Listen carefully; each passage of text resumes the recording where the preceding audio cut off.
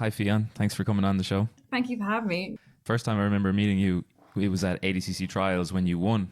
And I didn't really know who you were. You were Dara's student at the time and you were very emotional. It was obviously a big achievement. It's funny, in just a few years after that, you've achieved so much. So is it kind of weird looking back and seeing how far you've come in those last few years? If winning the trials was that emotional, I can only imagine what it's like to look back on all the great things you've done since then. I'm such a baby. Like, I'll win one fight and be like, ah! I'm like always so shocked if I do remotely well. So I kind of went into it with the mindset of, it'll be a bit of fun. Like, I'd love to win, dream, but probably not going to, because I was a purple belt at the time. So I was so happy. Like, I was so excited. And does the surprise then and the emotion kind of come from surprising yourself then? Yeah, because I'm such a nervous wreck that I'm like, I'm going to just freeze and curl into a ball and just die on the mat. Like, so I'm always so freaked out. I'm way better with that now, but especially then I was like such high emotions, like up and down. Especially if I lost, I'd be an absolute wreck after. If I won, I'd be a wreck after. A lot more controlled now, but as we saw at ADCC, I had a bit of a emotional outbreak. So they're common. They're very common. I think that's understandable though. And like, you're obviously playing sports for probably most of your life. Like, were you playing much sports when you were back in Wales as a kid? I've always liked the male dominated sports for whatever reason. I don't know why. Like, I loved rugby. I did that. I wanted to be Rocky. I used to love the Rocky films. So I tried to go to boxing, was rejected. And I did judo. Like, that was my main thing. And I was absolutely, I remember going to ballet class and then I'd go to judo after. And I remember just being like, I don't want to go to ballet anymore, ma'am. And then she was like, all right. And I just go to judo and got stuck into that. So I've always been into the boy sports, I suppose. And were your parents kind of pushing you in that direction, or how did they kind of influence you when you were a kid playing sports? My dad has been like coached rugby with my brother. He like coached my brother's year group, so he loves rugby. And then my mother actually did judo as well, so she absolutely loves judo. She loves MMA and Jiu Jitsu as well. She's like a massive fan. She doesn't train Jiu Jitsu, but she obsessively watches Joe Rogan, which is pretty unique from what I've heard from other people's parents. But yeah, she's so into it. So she'll like tell me about jiu-jitsu. She knows who you are. She's like, yeah, you there were Tommy when I was out in Spain. I was like, how the hell do you how do you know these people? They're very, very supportive. My mom, I'll show her a video of one of my competition performances and I'll have someone in a fully locked triangle and she'll be like, oh God, your neck, are you okay? And I'm like, Mom, the other guy just quit because he didn't want to get choked unconscious. She's like, all right, brilliant. And then getting into judo, was that the first sport that you kind of felt you excelled in? Oh, 100%. Like, I've always been I was quite bad at school. I was like, I wasn't that bad. And I'm like, I wasn't the best in school. Like, I would try. I just didn't know what was going on half the time, I'll be honest. Judo is where I sort of shined, and that's where I got a lot of my confidence from. I was very shy, like chronically shy when I was young. Like, I could not speak. I was yes or no, like yes or no questions only. That was it. That's all you get out of me. But in judo, I just felt really confident. So that was always like consistent throughout my childhood. And were you talented at it? Like, where did the confidence from judo come? Was it feeling good at something or feeling welcome? Yeah, like especially when I was like a kid, like small, like from 8 to 14. That's where I did pretty well. I would win quite often. Like, I think that can also be not so much of a good thing for kids, because it was kind of like I would win, and then when I started to lose, because obviously people were improving because they were working on things, I was like so confused because I was like, no, I'm naturally good at this. Why am I not getting better, but they're improving? I didn't understand that it's not just about showing up to a session. It's about actually focusing what you're doing. And because I'd always been like natural at it, I'd always been very physical. I was always complimented for being strong. So now these girls were starting to get more technical than me. And like, that wasn't really the focus in the team. It was like, oh, let's get real technical. It was like, let's go do weights. I just was so confused by that. And that was kind of like, not drove me out of the sport, but was one of the little aspects. And then when I started jiu-jitsu, I realized that, like, when you're really into something, you'll study it, you'll watch it all day, and that's how you make improvements. But it was just never like that for me with judo. And were you very competitive at the time when you were doing it as well, even as a young kid? Oh, you know, I'm so competitive. It's like a blessing and a curse. What would be some of the positive things you feel, and then some of the negative things? Because I know myself, there's definitely a balance. Like, there's a time and a place for a good old tantrum, but sometimes it gets too much, you know? Oh, 100%. It's like, I think the best things about it is it'll give you a drive. It'll push you to like, I do not want to lose because it hurts me so much. Like it hurt my feelings so much, which is like obviously very egotistical. And I know people say, oh, in jiu-jitsu, there's no ego. It's like, there is so much ego and that's okay in some ways. I think it's just not letting, like the negative aspects would be obviously if you're so competitive that you won't even roll with certain people who are going to challenge you.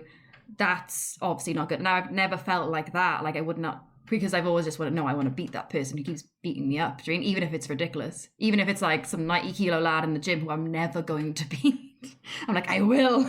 Today's the day.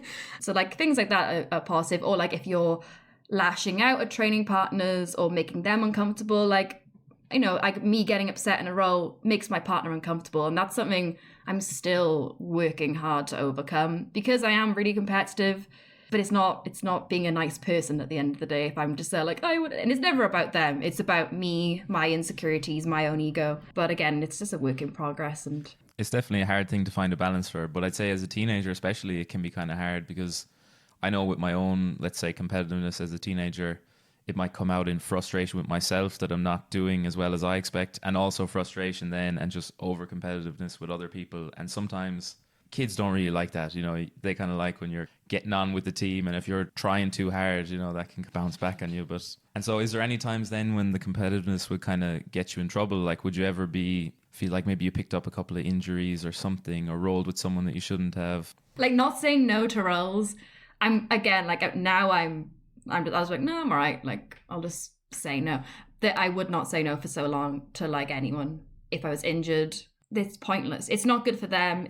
It's not good for me. But I can't think of any sort of occasions where it's been really bad. I think it's kind of like a situation I can think of is someone will come at me aggressive, and instead of me being like, you know what, I'm going to be conservative in this role because this person's really aggressive, if I rise to it, I'm going to get hurt. Dream. And I rise to it. I'm like, all right, let's go. Okay, challenge accepted, man. Like I will come at you like a jungle cat, and then I get hurt because I'm just not able to keep up with that pace. But then in competition, I'd say some of the people you're competing against probably aren't used to that intensity, and then it can be a huge advantage. So there's definitely pros and cons to it. Like, and coming from Wales as well, it's obviously a very sporty place. When did the dream of being a professional athlete who gets to travel and compete a lot, when did that start to kind of form in your head? I think I'd always wanted to be a professional athlete, with a few bouts of randomly wanting to do things like be an actress, or I want to be a singer even though I can't sing, just like every child probably. But I really wanted to be an athlete just kind of in anything. So in judo, I was like, I want to go to the Olympics. And then obviously when it was getting very clear that I was not going to be an Olympian, you have to be good at things to be an Olympian. When I quit judo, I was really lost. And I found, like, there was a guy in my school called Brett Johns. You actually fought him. What am I on about? You fought him and heel hooked him. He's a really lovely guy. And he was in the UFC. He's gone to Bellator now.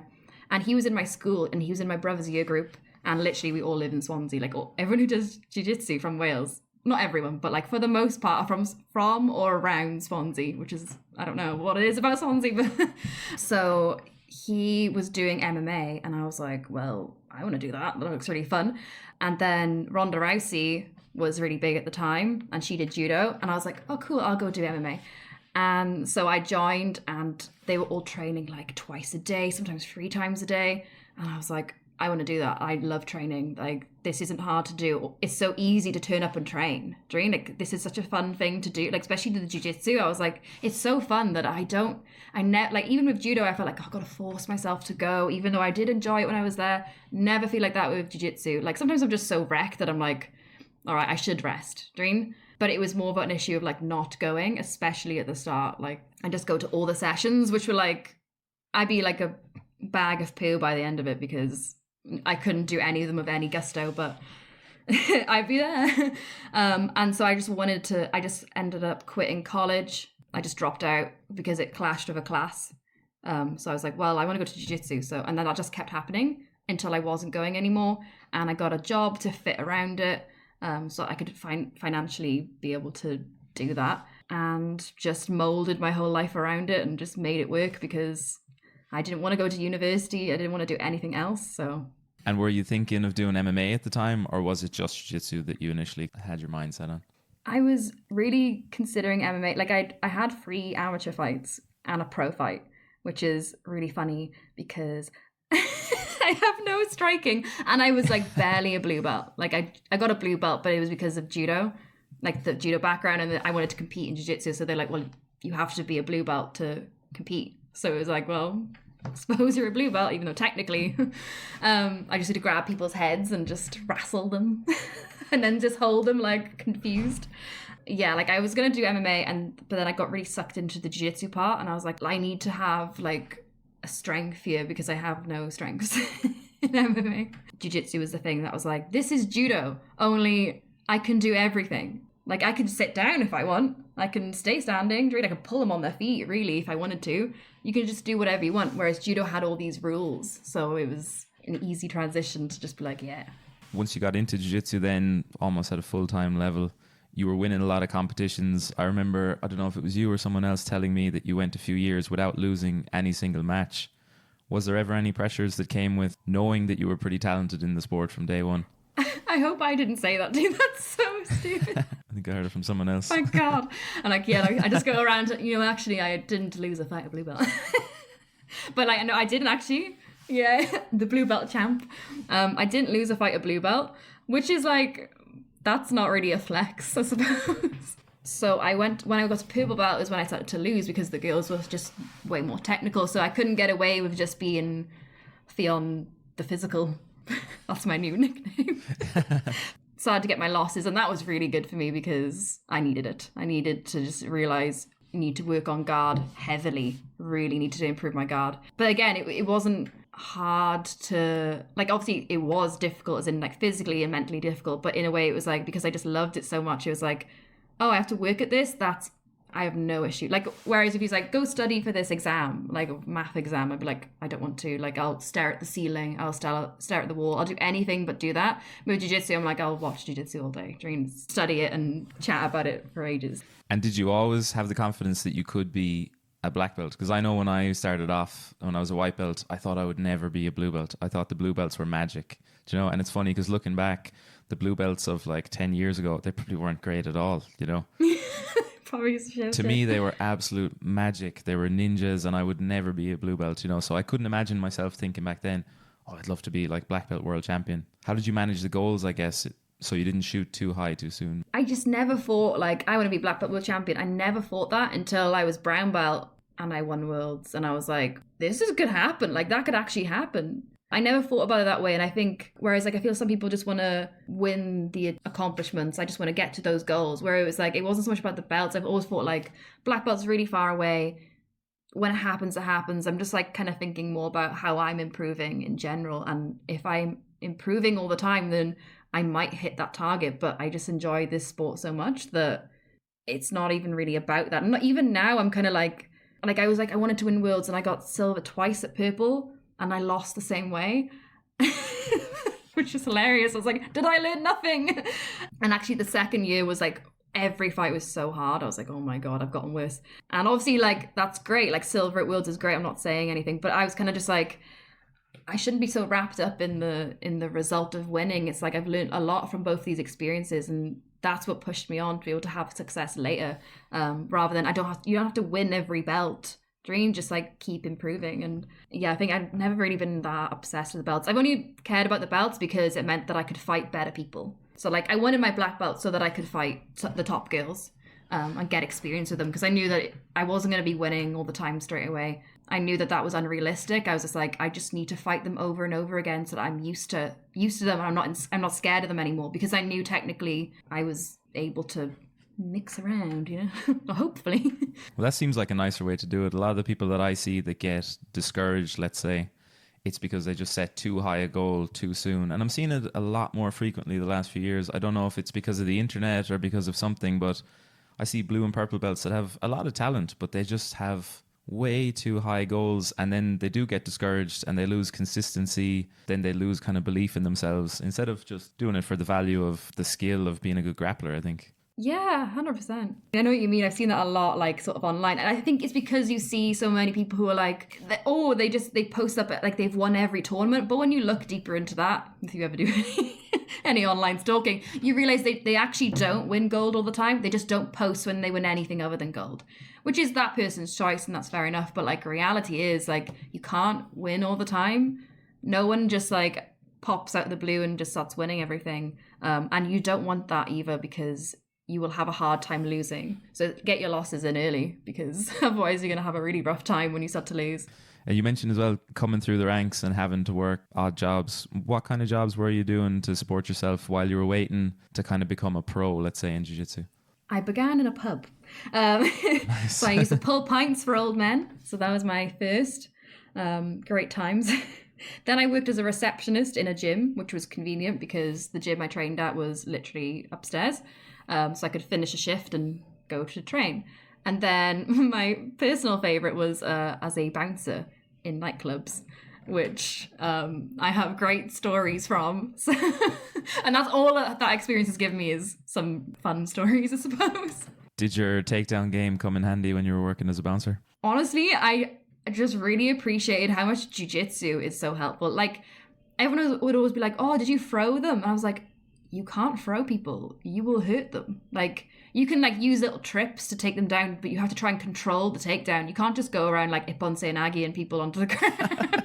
You will kill people. Yeah. And I chat to lads there, and like most of them were MMA guys, so that was so good because they could help you. They knew how to control people. But then you'd get like the odd time where like someone would just come and fill in someone's space, and he'd be like, "I'm a boxer." And I'm like, "So you're gonna punch people? That's not even legal. Like, you're not allowed to do." I'd say jiu-jitsu would be perfect for it, because I always think like police, let's say, or people who are going to be very hands-on, trying to control other people, even just to have the awareness of your own strength. Yeah. You can feel the resistance that someone else is given, and you know how to dial it up and down yourself, you know, because a lot of the times when people get hurt in situations like that, it's just one person giving too much force to control someone a lot of the time. When you watch it, it's so embarrassing. Like, and you're like, just train for like literally a year or 2 years and you will understand that you are just putting way too much force into that. Or why does it take so many of you to control one like drunk person? Like, that doesn't make sense. And how long did you do the bouncing for? Only a year, but it felt like a lifetime. The nights dragged. I remember just drinking so much Red Bull and then trying to train the next day. Like, what was I doing? Did the night shift affect your training at all? Because I know if I'm not getting the best sleep, I'm not as good on the mats, you know? Now, as a person who gets like consistent 9 hours, how did I function? I have no idea how I functioned. I'd literally because it was a club that was open till 6 a.m. as well. It was that club, you know, like the really dingy type. I'd like walk home, get home about 7 or like 20 to 7. Then there'd be a class at 11 and I'd teach that. And then there was a class after that like I would train in, and I just wouldn't function. But then I only did like Friday, Saturday, Sundays. And then I do like maybe one midweek. So it wasn't too bad. And it was just enough money to sort of get by. But how was I training? It had to have been just my age. Like, that was it. And Red Bull. If they ever want to sponsor me, like... Thanks, Red Bull. Thank you, Red Bull. If you weren't ended up as a professional jiu-jitsu athlete, what kind of career do you think you would have had? You wouldn't be the head bouncer for a club in Ibiza or anything? Oh, God, no. I wouldn't have the skills. Or like if I hadn't trained jiu-jitsu, or if I maybe just didn't go professional. I guess maybe if you got sick of it, I always wonder what people's plan B might have been coming up through the ranks. Or did you just completely burn the bridges? And that's coming from someone who burned the bridges, you know? I set fire to the bridges, the building, everything I set fire to. Especially when I moved to Ireland, I literally just went poof and just had no backup plan, which is so dumb. And I can't really envision, like, I think maybe if I had never trained jiu-jitsu, I'd have maybe gone to uni, settled down with someone boring, hated them silently, popped out for some children, which is fine if you want to do that. I'm not saying dream, like, I'm just saying for me, I probably would have been that and just been like, go. Like, I think I would have opened a gym, which was like, for me now is like is always my plan B. I mean, I do want to eventually open a gym, but if I'm getting sick of competing, I'm going to teach jiu-jitsu because I absolutely love teaching. I love coaching. So I feel like my plan B is like a plan A. Do you know, like, it's still amazing. Like, I'd be so happy with that. You mentioned going over to Dara's. I was wondering what changed when you went over there, because your career kind of exploded when you got over there. I was wondering, was there any new training methods or mentality, or what changed when you got over there that made you improve so much? So there was a lot of factors, and it's way easier to like reflect on it now because it's been like 3 years almost 3 years.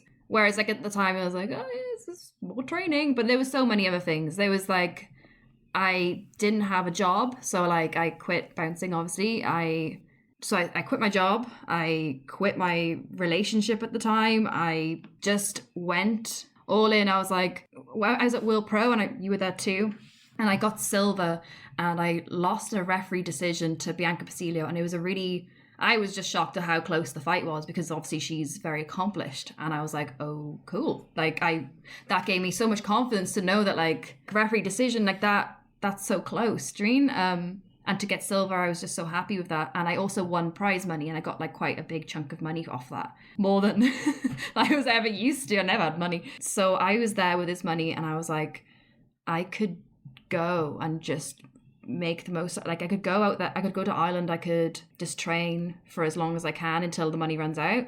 And then I also wanted to try and do seminars, but I was like, oh, I'm too crap to do seminars and whatever. And like also I was very but like people don't have girls in to do seminars unless they're Mackenzie Dern, Dreen.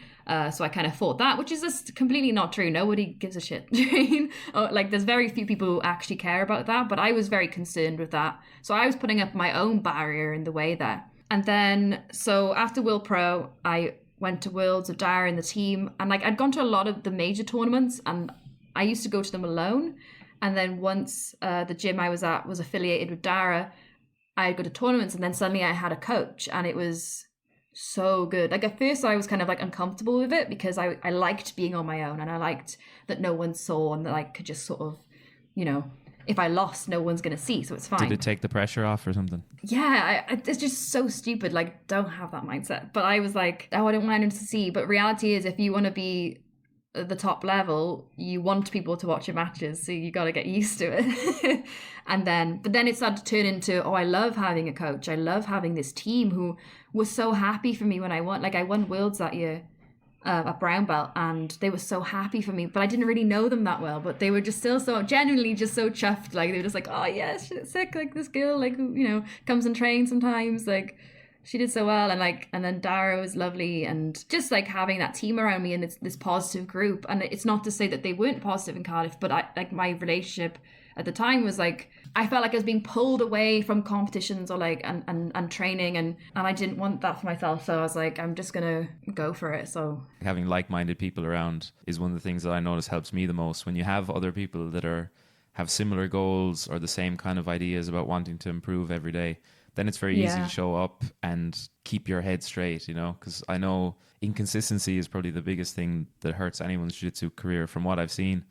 And if your mind isn't consistent about trying to get better every day, it really helps to have people around you to kind of keep you on track. So that's probably one of the things that was there. I don't know if you agree with that or not, but 100%. Like they were all doing the things that I wanted to do. And when I moved there, they would go to competitions almost every weekend. Like they're competing at least once a month. And I was like, not used to that at all. So I started competing all the time. And everyone was like, yeah, you got to practice competing. And I was like, oh, like it's not just some terrifying thing that comes up once or twice a year. Like, so I just started competing as much as I could, and I just got used to being nervous. And now I feel like I'm really comfortable being nervous. Like, I don't know when people are like, oh, I don't get nervous. It's like, no, I do get really nervous, but I'm just very comfortable with it now because I'm so used to that.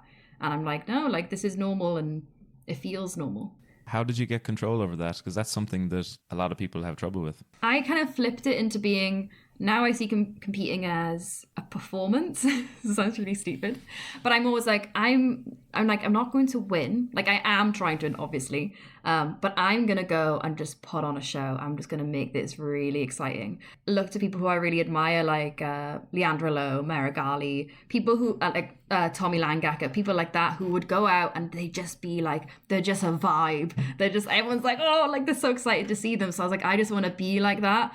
So I would like kind of pretend I was like one of those people. And I was like, I'm not just me, like Ffion, who's just this lump who's just like, oh, really nervous. I'd like just be like, yeah, like I'm the shit.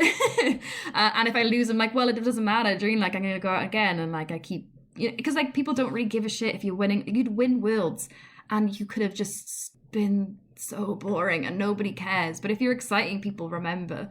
So like that was my focus then. And then it just started to turn that I loved competing, because it turned from being something I dreaded to, oh, this is really fun, because it is fun to just go ham and like, I don't know, like think of it as a performance, and it felt really good. And I'm just always like, I'd be working on new things for a while, and then I try and like see if I could do them in a competition, and I'm like, oh, that's such a fun little thing to try and do, see if I can hit those moves in competition. And that's really interesting though, because I'm always interested in hearing how people reframe the nervousness in competition, because no one can get rid of it, but the best people seem like they can change it into something else, like being excited or trying to put on a performance or something along those lines. Is there any other big lessons you learned from competing a lot? Because you're probably one of the most active competitors from the UK, at least in the last few years, always doing the big tournaments, always having a good performance. So what kind of lessons have you learned from all that competing? If you want to get used to competing often is the only way. I remember actually Ross Nichols saying to me years ago that he was just going to do a competition every weekend. And I was like, oh, that's mad. But then now I realize he was just trying to get comfortable with his nerves. That's what I tried to do straight away. I realized I had like a very lacking amount of competitions that were under my belt, and that I was building them up to be such a big thing when they're just not. Like, it's literally you're rolling in the gym, but now there's, I don't know, you've paid £100.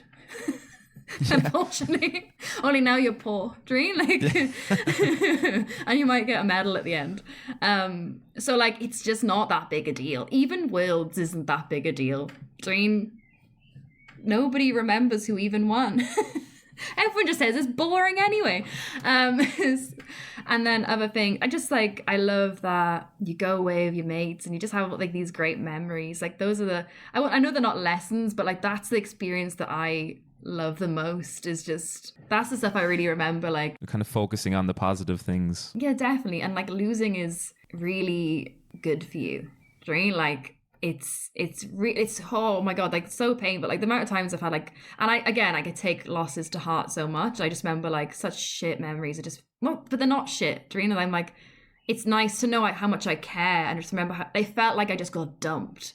Dream, like literally it felt like I've been abandoned at the altar of my wedding. Like that's what it felt like to lose, like at Adcc. But it was kind of, I look back and I'm like, it's nice how much I cared about that. And I can reflect on it and be like, it's fine, because it's gonna be, in this like storyline in my head that I've made up. It's like, it's fine because it's so boring. Like, who's the most boring superhero? Is like Superman. I hate Superman. He's so shit. He never loses. Like, he never loses. But who do you like love? Like all the ones who get beaten, like Spider-Man. Like he gets beaten up. Everyone loves Spider-Man. Dream, because he loses, and that's what makes it interesting. Dream, winning all the time. And it's not boring. only losing, he also has thoughts of, do I even want to be a superhero? It has the sacrifice on that side. I'm a big Spider-Man fan, I must say. With great power comes great responsibility. Exactly. To go on from that to winning your first no-gi world championship at the black belt division, was that a big moment for you? And did anything change after that? Or was it just business as usual afterwards? Yeah, that was huge for me, because it just confirmed that everything I had given up in the summer was worth it. I was like 100% like, not that I was ever like, oh, I regret it, but I was kind of like, I had to get a seminar each month. Otherwise I couldn't afford to live in Dublin. Now, I was very fortunate that Dara let me stay in his house. Then he let me stay in his mother's house. Shout out to Belinda. Like for free. So like I was so lucky that I had people who were looking out for me, who were helping me. But as in like to get money for food, I had to make sure I had a seminar every month. Otherwise I was screwed and I had to have to move home. So the pressure was on. So I don't go asking as well. So I was just like, I'm in this area if anyone wants a seminar. And like if you post that you've done a seminar, sometimes you get people ask like if you want to do one. That was helpful. And then yeah, like, so when I won No-Gi Worlds, it was like, oh, thank God. And then it's that thing of like, when you win a title, you can bump your price up. And that just meant I was going to be more financially stable. And like, when you win something, people are more likely to ask you for seminars again. So, and I remember like with like sponsorships and things like that, like those things were improving my situation too then. So it was like, yay. Yeah, it's nice to win something big like that as well, and almost pay back the people that have put so much faith in you. And so then moving on to ADCC in 2019, probably had one of the most memorable performances of the whole tournament, submitting Bia Mesquita in the semi-final. The most dramatic match I saw the day. The crowd was going absolutely ballistic. Dara was losing his mind in the corner. You were losing your mind after the match. It was amazing performance, amazing submission that just came. It didn't come out of nowhere, but 1 second you were passing her guard on top, and the next second you had her in a triangle and her arm was pointing the wrong way. Yeah. I want to know what was going through your mind as you were doing that, because there must have been a lot of chaos going on in there. I think that's why I had such a big reaction, was that when it was happening, it just felt like I was in the gym, and I was like, oh yeah, got my knee cut, nice. Doing like whenever I get to that sitting position, I'm like, yeah, I'm gonna pass, cool. I wasn't thinking this is Bia Mesquita's guard, I'm passing her. Like I was just like, oh nice, got a pass. Oh, got the triangle. Oh, I like this position, like the reverse triangle. So I was like, nice. And then I was like bending her arm and it went soft, and I was like, well, it's soft this, like straight arm bar way. After that, then after the high of submitting Bia Mesquita, and then maybe the final didn't go your way, what was it like after the tournament? Was it overall disappointment, or were you okay with it, or what was kind of going through your mind as you were giving yourself the debrief afterwards? Afterwards, I was really, really disappointed, because I was just like, how did I get so close to having the biggest win of my career, and I just absolutely messed it up? Dreen, like obviously I got submitted, Dreen, so it's not like I messed it up. Obviously she did great things to submit me. Oh, it was just such a huge, stupid thing to be playing leg locks with someone who I know is good at leg locks. And I was just in the wrong mindset in the final. And I think I was like, oh, I've got to ride out the time until it counts for points. Whereas I should have just, like I did with Bia, I wasn't thinking about that. I was just going for it, and I should have done the same with Bianca. But again, like, that's just how it is. And I was just so disappointed that I hated that I soured the day. And I just wish that, like, because I got in my head that, like, I'm going to win, Dreen, whereas I should have just been like, this is step by step, like I've been doing with everything else, Dreen. Because I would have been so thrilled with that 2 years before. It's like you were saying earlier as well, losing is so hard, but as well, you can learn from it a lot. Yeah. And I mean, everyone remembers the submission on Bia. People are going to be watching highlight reels of that in 10 years' time, I guess moving on from that then, what kind of future goals would you have in terms of competition? I don't know if there's an MMA career on the cards. You see a lot of well-known jiu-jitsu guys going into MMA. If you're trying to win Adcc a lot, or what kind of goals do you have? I'm training MMA and I'm really enjoying it. So I'm going to have some fights and see against, like, everything, like see how it goes. But I'm really excited for that because I really have been enjoying the training. I love being a beginner again in the striking. It's like, I think that's what's so good about jiu-jitsu. It's really taught me to love learning. Like, I love learning now. Whereas I wouldn't have said that when I was younger. But now I just understand that now I just feel like I could go to anything and I could learn. It could take me longer than some people, but that's fine. Some people are slower at things than others, and I would be slower academically, but I feel like I could just go and try and learn anything now, which is so cool. So I felt like that's really helped with learning the striking. Obviously, it's not very fun getting punched, but it's not as bad as I thought. But yeah, I'm going to have a few MMA fights, and ADCC is still going to be the goal. I'll probably be doing way more no-gi competitions now. Still gi though. Best of luck with all the future competitions, with the future MMA career, with everything else. And thanks a million for coming on. I really enjoyed chatting to you today now. Oh, thank you. Big thanks to Ffion for coming on the show. It's rare to find someone that has as much humility and also as much raw competitiveness as Ffion. So I know I'm really looking forward to seeing her step on the mats again and put on some more great performances. As usual, if you enjoy the podcast, share it with your friends, follow and subscribe to avoid missing any future episodes. We'll be back next week with another great guest. Until then, slán agus beannacht.